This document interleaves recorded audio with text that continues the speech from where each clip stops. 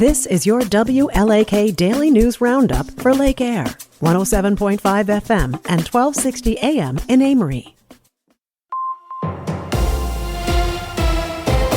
Civic Media News. I'm Terry Bell. Here's what Wisconsin needs to know. Next year's race for Wisconsin Supreme Court appears to be more wide open now that Justice Ann Walsh Bradley is retiring. Conservative Judge Brad Schimmel is the only candidate so far, but Liberals Susan Crawford and Chris Taylor are now said to be thinking about it. The winner of next year's race will likely decide the court's ideological majority. Clean water advocates say they're happy with the EPA's new legally enforceable benchmark for PFAS in drinking water. Lynn Thorpe of Clean Water Action says it's not enough to clean up PFAS already in the water. We need to take equally aggressive action to keep the chemicals from getting into the water and the environment in the first place. Wisconsin adopted its own PFAS standards for drinking water last year, but the new federal standard is stricter. Wisconsin teachers are leaving the profession, and Wisconsin at an alarming rate, according to a new Department of Public Instruction report that says 4 of every 10 new teachers are gone after 6 years. Teacher pay in real dollars in Wisconsin has dropped 20% in 12 years. Many teachers have taken on second jobs, like driving for Uber or working in restaurants. WLAK Teachers Union President Peggy Wirtz-Olson also points to heavy workloads and hostile political rhetoric.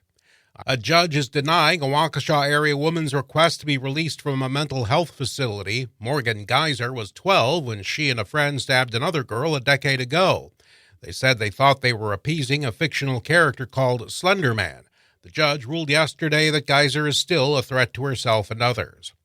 I'm Terry Bell, Civic Media News. Now here's what you need to know closer to home. For WLAK News, I'm James Kelly. The Lake Superior Zoo is announcing some big changes for the future. The zoo will be adding a new pavilion to host weddings, parties, and educational programs for area kids. Zoo officials also announced they will be receiving a number of new animals throughout the rest of 2024, but didn't want to spoil the surprise of what those animals will be. The zoo will also be hosting fundraisers throughout the spring and summer to support some of the new exhibits, which will feature food, drinks, and unique animal experiences.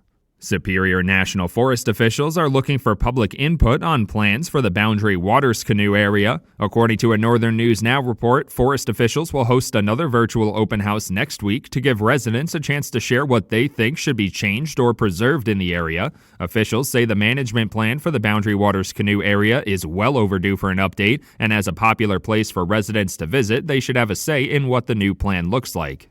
The Duluth Police Department is investigating a death in the downtown area early Friday morning. According to a press release from the department, officers responded to reports of gunshots and a possible stabbing around 2:15 a.m. on Friday on the 100 block of West 1st Street. Officers found the female victim and she was taken to a local hospital, but was pronounced dead when she arrived. Law enforcement officials did not release the victim's identity or her exact cause of death, nor have they announced a suspect. A new Enbridge Energy office was officially opened in Ashland on Thursday. The new office, which is located off Highway 2, is meant to give community members an easy place to get answers about the projects the company is working on. Enbridge Energy is currently pursuing a project that has drawn criticism from reservations in the area, and pushback has forced the company to relocate the project to go around a reservation instead of through it. Tribal leaders say the relocated project still poses an environmental threat. A Wisconsin woman has been found guilty of possessing 2 pounds of meth with intent to distribute. A Duluth jury announced the conviction of 35-year-old Shu Mua on Thursday following a 3-day trial. Mua was arrested after being pulled over in Carlton County in March of 2023 for driving erratically. During the traffic stop, the officer who pulled her over discovered she did not have a valid license, recognized signs that she was impaired, and found 2 pounds of meth and unused plastic bags in her car. Nikolai Mew has been found guilty of first-degree reckless homicide after an 8-day trial in St. Croix County. The 56-year-old Prior Lake man was arrested in 2022 after stabbing 5 people in the Apple River, killing 17-year-old Isaac Schumann in the process. Mew was also found guilty on 4 counts of first-degree recklessly endangering safety involving the 4 victims who were not killed, as well as battery. Mew's attorney, Corey Chirafisi, who represented Kyle Rittenhouse, argued he was acting in self-defense.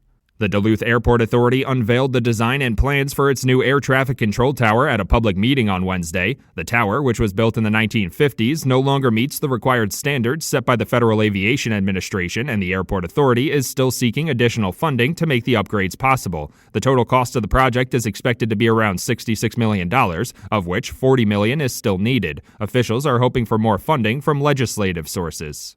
Construction on the Morris-Thomas Road in Duluth is set to resume on Monday. According to St. Louis County Public Works, officials expect to complete Phase 2 of the reconstruction project between Hutchinson Road and Piedmont Avenue. The stretch of road will be closed to through traffic until September, with a signed detour directing drivers to Haynes Road and Piedmont Avenue. The construction work will include the replacement of water mains and adding a new sidewalk, new curbs, and new gutters. And that's what you need to know. For WLAK News, I'm James Kelly. The Brewers head to Baltimore. I'm Mike Clemens with sports. The Brewers open a weekend series against the Orioles at Camden Yards. Yesterday's game with the Reds got rained out in Cincinnati. Rescheduled as a doubleheader in August. NBA, the Bucks in Oklahoma City to take on the Thunder tonight. The Bucks coming off wins over the Celtics and Orlando Magic. NFL, the Packers on the tailgate tour headed to Brazil this fall to take on the Eagles for the opener. I asked Kenny Clark. You know anybody that's been to Brazil? I went there a couple years ago. Actually, you did? Yeah, I was in Brazil. I was in Rio, and I had an amazing time, man. There's so many Packer fans out there, so many football fans out there. I went during the Super Bowl and watched the Super Bowl at a bar, and the energy there was amazing. I can only imagine, what the experience we're going to have when we out there actually playing a football game in Brazil. The fans are going to be amazing. So LaFleur's coming to you for tips on how to get around Brazil. yeah. You're going to have to come to me for the tips. That's Packers defensive lineman Kenny Clark. With sports, I'm Mike Clemens. On your entertainment beat, I'm Pete Schwaba. Top Gun Maverick's Glenn Powell will head up the cast of The Running Man. Variety reports he will be playing the same role Arnold Schwarzenegger played in the 1987 cult action film. Both films are based on a Stephen King novel for which King used the pseudonym Richard Bachman. Powell also starred in Anyone But You opposite Sydney Sweeney. The film was a surprise hit that this reporter's daughter and her friends went to 4 times. Money well spent. The Running Man will be directed by Edgar Wright, who also directed Hot Fuzz and Baby Driver. Reality star Kourtney Kardashian revealed she drinks breast milk. She posted on her social media that she was feeling sick, so she, quote, pounded a glass of breast milk before bed. Not judging, but it was never really clarified as to whose breast milk it was. This is very different from my nighttime posts where I show myself slamming a root beer float before bed. Less sexy, but darn tasty. O.J. Simpson passed away on Wednesday. The former football player and star of the Naked Gun films died of cancer at the age of 76.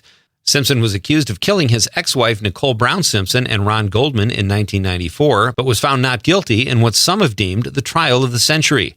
After being acquitted, Simpson vowed to catch the real killers. There is no word at this time how far along his investigation was.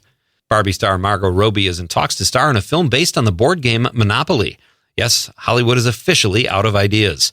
Robbie's company, Lucky Chip, will produce the film with Lionsgate and Hasbro. No details on the plot have been divulged yet, probably because there can't possibly be one. But since Monopoly has sold over 500 million games since 1935, I'm guessing they will shoehorn a plot in there somehow. Personally, I'm more excited to see Sydney Sweeney in the new Boggle movie. There's a serious buzz growing around Gladiator 2. Director Ridley Scott excited theater owners, giving them a peek in Las Vegas at Caesars Palace during CinemaCon. Russell Crowe won a Best Actor Oscar in the first film, but his character was killed off. Stepping into the role is Paul Mescal. The film also stars Denzel Washington, Pedro Pascal, and Connie Nielsen. Gladiator 2 is expected to hit theaters on November 22nd of this year. Speaking of Ridley Scott, despite his age of 86, his directorial dance card is full. Scott also announced at CinemaCon that he will direct a Bee Gees biopic. In addition to Gladiator 2, he directed last year's Napoleon. Collider.com reports that Barry Gibb, the only living brother of the Bee Gees, will executive produce the film, which is currently in the development stage. For more showbiz fun, tune into Nightlight with me, Pete Schwaba, every night between 7 and 9 p.m. on the Civic Media Radio Network. Partly cloudy today, a little breezy this morning. We'll get to 58 this afternoon. The wind northwest gusting to 30 through about midday, gradually decreasing here through the afternoon. Tonight, clear 33. Tomorrow, sunny 71. By Sunday, it'll be sunny with a high of 72. I'm meteorologist Sean Cable. Outside now, it's 43. That's your WLAK Daily News Roundup from Civic Media. Subscribe to this podcast on Spotify, Apple, or wherever you find your podcasts. Find more news at lakeair.radio.